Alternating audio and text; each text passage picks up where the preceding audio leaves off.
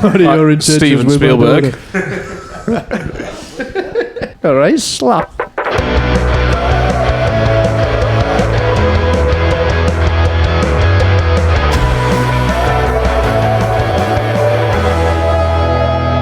Good evening, everybody. The boys are back. Episode 7, joined by...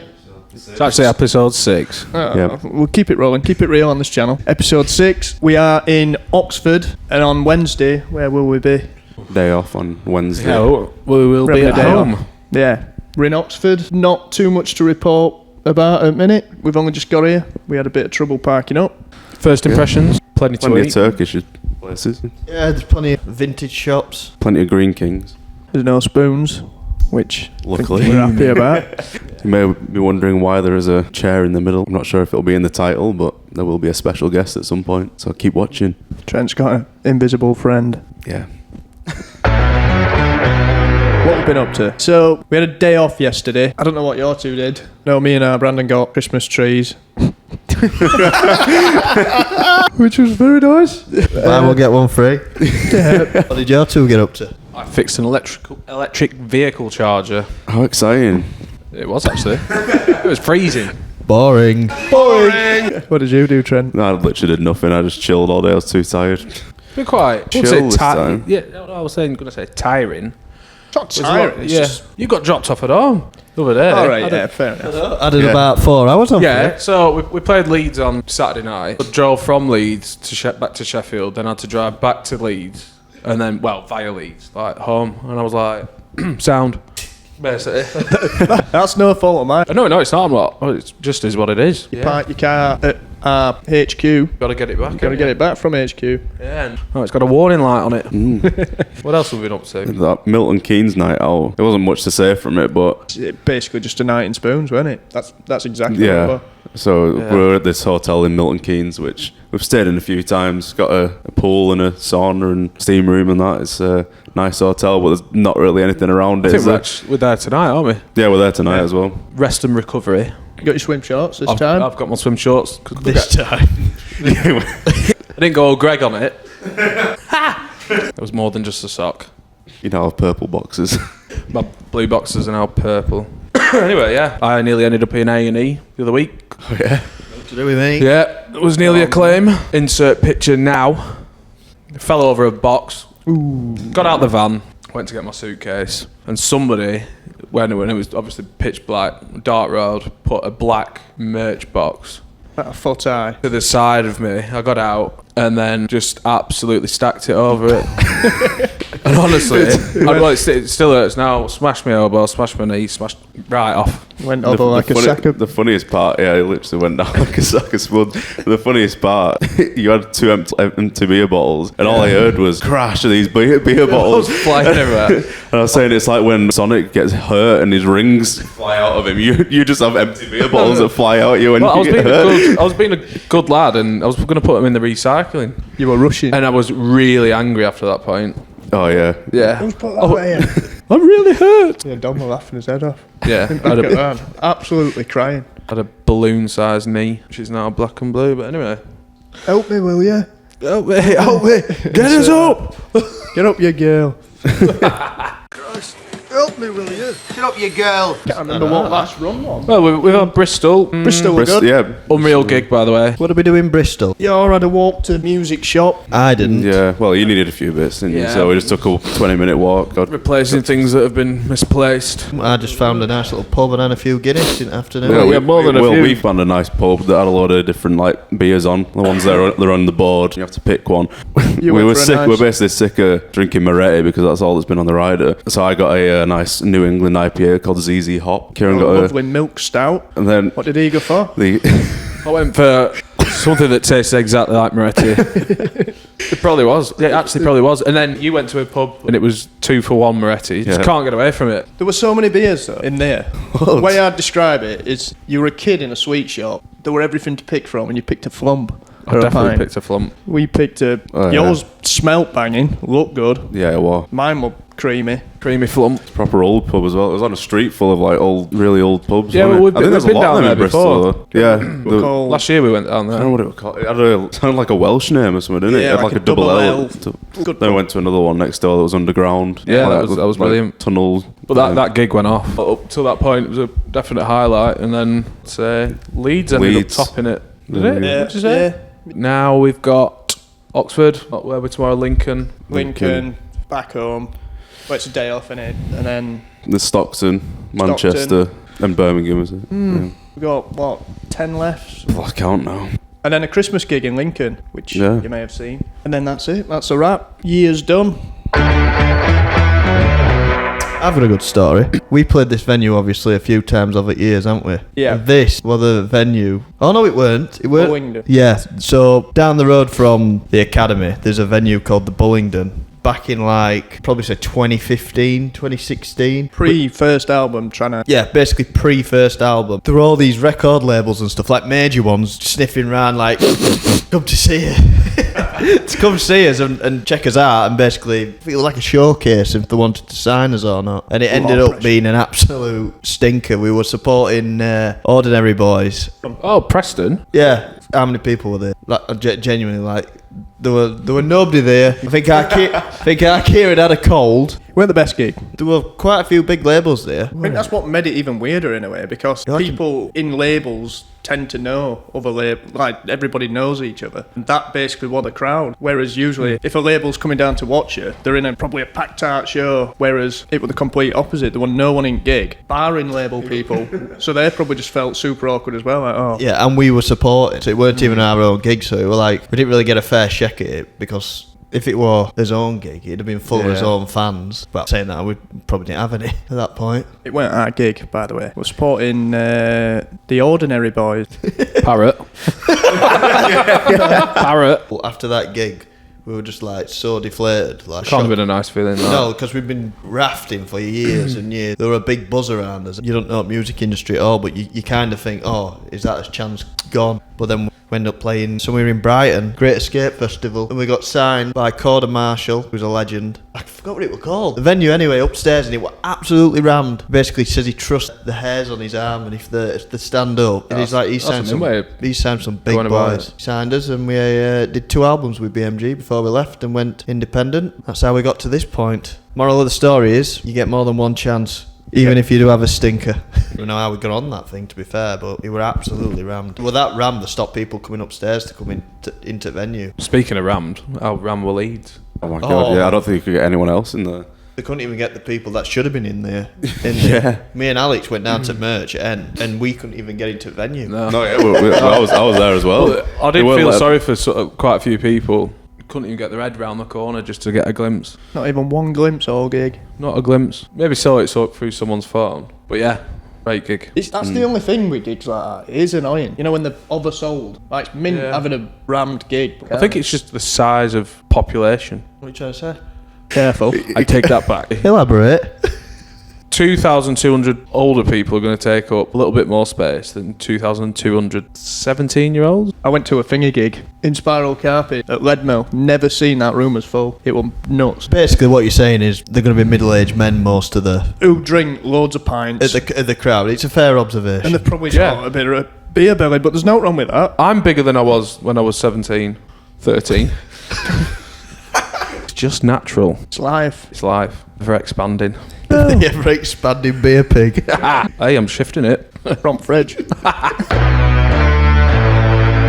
Right, everyone, this section is new music. It could be new music as in like upcoming bands. It could be old music we've just discovered. Or it could be anything in between. You got any, Alex? Yeah. There's a song by Jake Bugg. What are you laughing at? No, go on. Yeah, Jake Bugg. Zombieland. Yeah. Keep hearing it on the radio. Can't get it out of my head. I've been listening to a tune. Well, it's kind of been the tune of his tour, hasn't it? A band called the Choir Boys, and they got a song called Man on the Loose, same as us. And I basically found that tune just by wanting to listen to our tune, like a little shadow. And it said the Choir Boys, and I put it on. It's like a proper 80s, 90s rock song, isn't it? Yeah. There's a man on the loose. Yeah. Check it out. Yeah, it's a good song too. We'll check ours out first. Yeah. Yeah, new music. We've got a brand new single out called Bones. So if you've not heard it yet, go on Spotify, Apple Music, YouTube. There's a video dropping tonight, so it'll be out by the time you watch this. Amazon Music, Deezer. the lot. If you want another new tune, this is a bit of a hint towards the special guests who will be arriving shortly.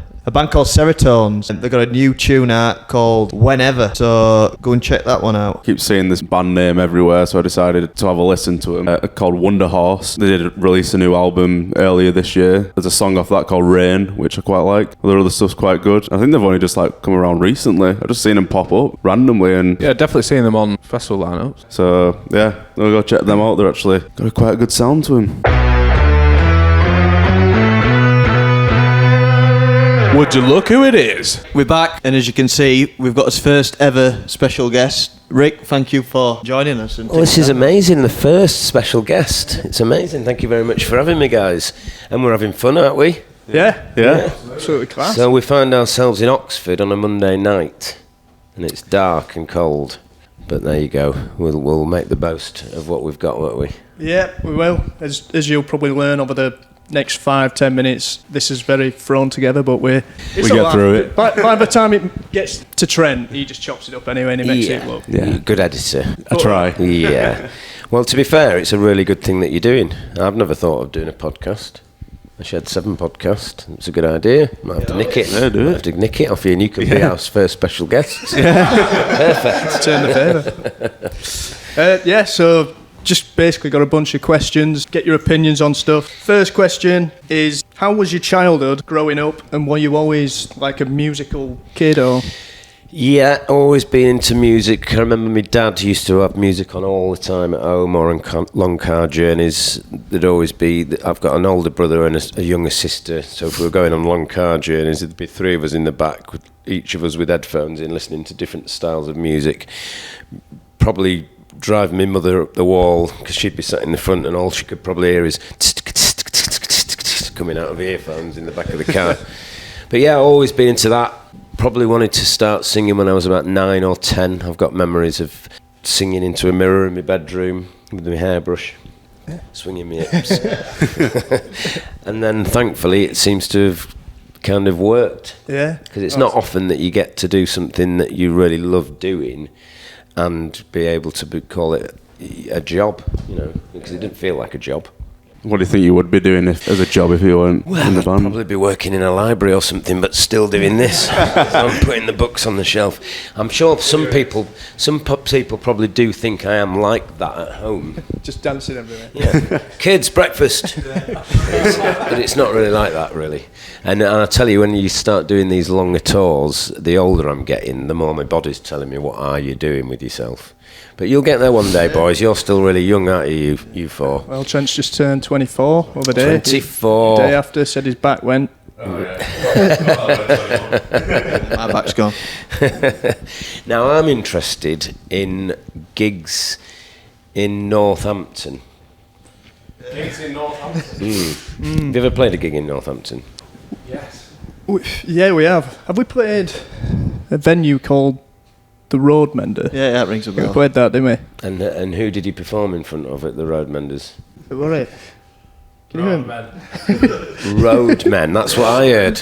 Just a gig full of roadmen. Full of road men. Yeah. See, I think my hearing's going. Just tracksuits. Is that what you're blaming it on? Jumped the gun a bit. Just a little bit.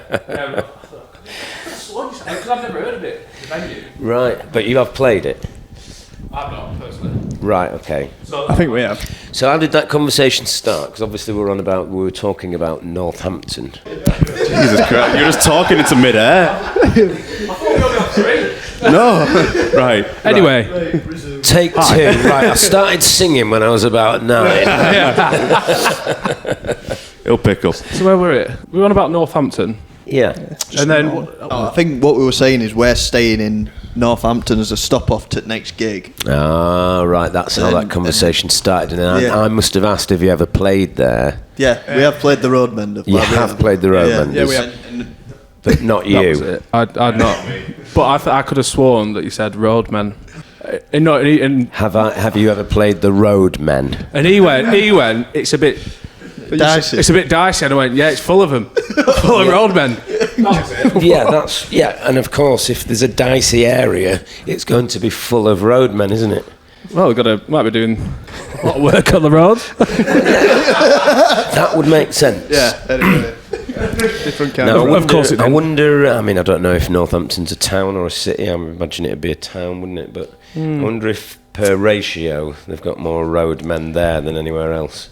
Well, I think they've just all finally got round to doing the roads. Yeah. Maybe, and everyone's there. Well, anyone in Northampton, let us know how good your roads are. How are the potholes? Please don't hate on me.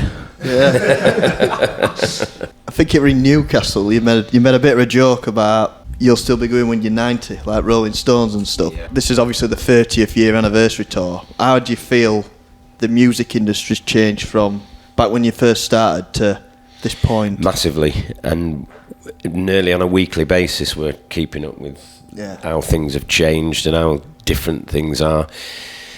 In the 90s, loads of money was thrown at you, loads of big record labels and stuff, and now it's easier probably just to do it yourself. We're now self-managed, we do everything ourselves. We're on Cooking Vinyl, who basically just distribute our stuff, but every fine detail is done via us, and that's just the way we like it now, because we've spent a lot of time employing others to do stuff for you, but you end up asking them when that's going to happen and why that hasn't happened, and then you just end up thinking, well, we'll just do it ourselves. But yeah, certainly, you know, in some ways it's harder for bands because there is less clout and there's less of a push behind you, but then in other ways it's a lot easier with the internet and the fact you can help spread the word a lot better for yourselves and push yourselves. But swings and roundabouts, I guess, isn't it? But yeah, it's, you know, we released an album in 2017 and that was the first new material in 16 years, and it was a massive shock. But even in that 6 years between the album we released at the beginning of this year and 2017, massively changed again. So, you know, there's always clever new ways of trying to push yourself and sell yourself, and there's lots of people in the music industry who are very clever and crafty. We were on a label for 2 years, and then we just set his own label up named after his dog. Right. Teddy Boy Records, and nice. We feel exactly the same. Like, we just do everything ourselves now, and it feels like liberating, isn't it? Yeah, but it's like you said before, where you push the other work to other people, they're never going to care as much as what you do. Exactly that, yeah, exactly. And if it can save you 10% of your earnings, then that's just a big help as well, isn't it? Because everyone's after a free ride. But if you're starting off creating some type of art that you're really proud of, you'd want to have total control of how it's being worked, don't you, really? So fair play to you guys for doing that. I agree, I write the songs, start the songs going, and I used to find it really frustrating. You'd just get some A&R guy like going, I mean, this one time it just like went, definitely needs something, and we're going, oh, what? And you're like, I don't know, we just need something there. And I'm like, we're just going round in circles forever. And I was thinking, he's probably never wrote a song in his life. Well, of course, his job is to find good talent. But yeah, I mean, that happened to us a lot in the 90s. I remember after our debut album, we had to go to Polydor's offices and present 4 new songs for the next album. And this is always dodgy territory because it's your difficult second album phase. And I remember playing Going for Gold and being told that it wasn't good enough. And that was became one of our biggest songs in the 90s. Yeah.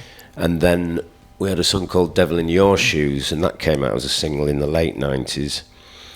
And the record label were adamant that it should be called Devil in Your Shoes, in brackets, Walking All Over, because that's what I sing in the chorus. Yeah.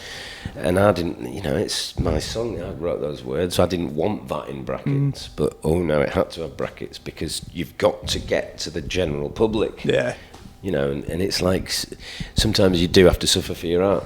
Yeah, it's frustrating. It is definitely frustrating. It's definitely better. Like, how you lot are doing it and how we're doing it, I think it's definitely more enjoyable. Well, it's 100%. Really hard work, isn't it? But it is the benefits at the end of it outweigh the knackeredness that you feel. I mean, we've had such a year this year; it's been incredible, and long may that continue. And I'm sure you guys are going to have the same kind of thing coming at you if you keep cracking on it. I don't know about 2 number ones, like, but well, hey, listen, at the beginning of this year, I would have thought that myself. What a list to join. I know. Unbelievable. I know. And to be fair, the 20 acts that have ever done that, we're the only kind of guitar-y indie band on it, which is a bit weird, isn't it? Well, history, innit? Well, it's just people suddenly like Shed 7. And long may that continue. Yeah. One other thing we wanted to ask was, it's predictable, but how's touring these days in terms of looking after your throat as well? Is it like really different? I have to be a lot more sensible these days, because if that goes, it's trouble, isn't it? Yeah. And I do like to put as much effort as I can into it. So yes, we still choose our moments, but so far on this tour I've just been really sensible, and the longer it goes on and the nearer to the end it gets, I'll kind of let loose a little bit more. But yeah, I mean, if you're playing the guitar and you break a string, you just get a new string, but it's a bit more difficult with the voice, isn't it? Yeah, don't get me wrong, it's not crumpets and slippers. That's for when we get to the Rolling Stones kind of territory. So yeah, we're having our moments, but just in a sensible way. So speaking of the tour, you've got Happy Monday. We do. How did that come about, and where did it stem from? So we've played with the Mondays a few times over the years. We supported them in the late 90s, so we kind of knew Rowetta well enough anyway, but we wrote this song for the last proper album called In Ecstasy, and when I was writing the melody for that, I just kept hearing Rowetta singing it in my head, and I just shelved that thought, and then when I revisited it to start putting words to the melody I'd written, and I'm coming up with Cover Me, In Ecstasy, I'm just thinking that just sounds like something Rowetta would sing as well, certainly in like maybe Happy Mondays circa 1990. So I just contacted her and said, Rowetta, we've written this song, I can just hear your voice on it, do you fancy hearing it? And she said, I'll send it over, and loved it, and said I'd absolutely love to. Yeah, brilliant. And I think she's really loving it. She's loving the experience. Oh, yeah. You can tell. Just see it on stage. It's well, she's great. She's like a walking advert for us at the minute, because she wears all of these really lovely capes with Shed 7 written all over it, and it's brilliant. It's like a walking advert. So thanks, Rowetta. We're trying to think of some decent, like, obviously you've done thousands of interviews. We've done interviews, and like when you get asked the same questions over and over. No, yeah, I mean that's why it's fun, isn't it, to try and come up with different We're thinking answers. of some stuff. In Van, we were saying, should we ask him where he goes on holiday, or something where fans would be like, oh, I didn't know that. Or Turkey, Portugal. Turkey, yeah. I went to Turkey the other week. Did you? Not the other week. The other week. About 6 months ago. A few weeks. We're going to get his teeth. Right. Yeah. Good. Yeah. Nearly had them done. Yeah. A lot. Come back and do back at some point. So all through the 90s, we were always asked in every interview, where did you get your band name from? And we got to the point where we refused to answer that because we've said it that many times. Can't you think of something a little bit more original to ask? So we used to start coming up with stupid answers to that question, like our drummer lost his virginity when he was 7 in a shed, or they used at this point there was 4 of us in the band, so there used to be 11 of us, but we shed 7 members, and now there's only 4. But we'd spend hours travelling just trying to think of stupid reasons why we're called Shed 7, because the real reason is so boring, and don't you dare ask. Oh, he's got intrigued. Let's talk turkey teeth again. Out of all your whole career, what have been? This is like a proper cliche question again. What's a memory you look back on where you think that was unbelievable? Like even in 90s or. Well, there's probably been quite a lot of them. I mean, it was weird in the 90s. I only half joke when I say I don't really remember it, because it was so full on. And people probably have this vision of it being so great all the time, but when you're actually in it, we were so busy. You do something really good, and then the next day you've got to go there and do that, and then where's the next B-side that you need to write? It's just a constant thing. But going to Thailand without realising that we're playing in front of about 10,000 people in Thailand, we've never been anywhere near there, and we didn't even really know. So I remember getting off this long-haul flight, swerving customs to get us through quick. And it's almost like a little bit Beatlemania. I'm not saying for 1 minute we're anything like the Beatles, but it's having that little kind of sense of what it must have been like for them. Things like that I remember and like. And the firsts of everything. So the first time we did Top of the Pops was amazing, and the first time we were played on radio was amazing. Yeah. But then you just get greedy and you want it again and again. Yeah, I did mention Top of the Pops. I thought that would be like just something iconic in it. Yeah, but it is a weird old day. Yeah. We did it 10 times in the end, but you've got to be there at like 9 in the morning, and then you're hanging around, and then you've got to do 7 or 8 run-throughs for the cameras, and then you've got to do another couple with what you're going to wear, and then they bring the audience in real time, so they try and record the show as it's real time. But the producer at the time always made me sing properly and not mime, which I'm happy to do. Yeah. But the rest of the band just mimed. So they're just in the canteen getting hammered all day. Because it doesn't matter how good you are if you don't have to play it. So I'm just watching all my mates getting drunk while I'm having to hold it together a bit. And I was always very clever on Top of the Pops singing properly live, because I'd always go slightly out of tune just so everyone knew I was singing it live. Yeah. That's a good I went idea. out of tune on purpose. Clever. Hobbies. Have you got any hobbies outside of... I like snooker. I like watching it. I can't really play it. I'll try and play it. We used to play snooker, didn't we? Yeah, I love it. I love the science of it. I love the colours. I just love everything about it. It's very rock and roll. It's pretty chill though, isn't it? In the snooker halls. Yeah, it's pretty. great. It's calm. Yeah. An old school snooker hall is amazing. Yeah. I agree. Is it Barbican? Is that where they hold? That's where they've just done the UK Championships. Yeah. Yeah. However, we're usually away touring when that's on, so it's annoying when it's literally 5 minutes from my house. I do go and play every now and again in the local snooker hall, but you know, I think the highest break I've ever had was about 36, and that was probably about 15 years ago. It's not bad. It's better than ours, isn't it? Yeah. But everyone knew, 'cause I was running around all the tables. 36, come on, 36. See, Other than that, I just fill my time as best I can. I don't really. Not tried golf. No, I'm not really a big fan of A lot of golf. people I've try. tried it. A lot of people in bands know it. They Like do, Kings of don't they? Leon. Yeah. They're massive golfers. Alice Cooper, he's Alice a big Cooper, golfer, isn't he? Yeah. And my grandmother's called Alice Cooper, or she was, God rest her soul. My nana from Stockport, she was called Alice Cooper. She's good at golf. So I was obviously born to rock. Yeah. Any pets? We're just covering all bases. Yeah, here, you aren't really are now. No, I used to have a family dog growing up, but no, the lifestyle that I lead would make it very difficult. And if I did get any kind of dog, because kids growing up, can we get a dog? But I'm the one who'd have to walk it. I'm the one who'd have to feed it. I'm the one who'd have to pick up after it. Point. And I live on 3 floors, so that would be a nightmare and all. Tell you what, don't get a goldfish. I did once, lasted about 3 days. Do you know how old mine is? Oh my Honestly, God, yeah. it's still alive. Really? Right, honestly. So they have this thing in a place near me called in Worley. Well, they don't have it anymore, but it's called Pickwick Night. Right. It's like I don't know what it is, but they set up all like fairground rides and stuff, and it's like hooker fish. Yeah. My mum went, So you won it in a bag? Do not go on with a fish. And I was in year 7. And it's still alive. Wow. I don't, How many years is this? it's not been No, changed. his mum and dad have been swapping it. Yeah. Just They haven't. It's got You don't want to come to dark grips with scales on it, honestly. Still alive, will not die.